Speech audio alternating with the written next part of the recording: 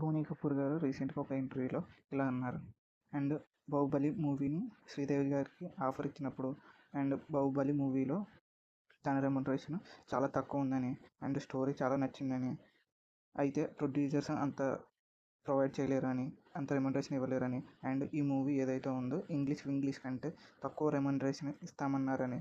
So తను ఈ entire career ఏదైతే ఉందో, తను చేసిన మూవీస్ ఏదైతే ఉందో, ప్రజెంట్ నడుస్తూ ఉన్న తన కెరియర్ అయినా తన రెమ్యునరేషన్ తక్కువ ఇస్తున్నారని, అందులోనూ తెలుగు వాళ్ళు అవ్వటం వల్ల, తెలుగు మూవీ అవ్వటం వల్ల సో వద్దని తానే చెప్పాడని. నేను అంత అన్యాయంగా డిమాండ్ గారి వైపు చేశానంటే, నుంచి చూసుకుంటే ఒక ఏదో 8 కోట్లు 10 కోట్లు అడిగినట్టు, ఒక స్టేట్మెంట్ తర్వాత హోటల్ మొత్తం బుక్ చేయమన్నానంట, మొత్తం ఫ్లోర్ బుక్ చేయమని చెప్పానంట, 10 ఫ్లైట్ టికెట్స్ అడిగానంట.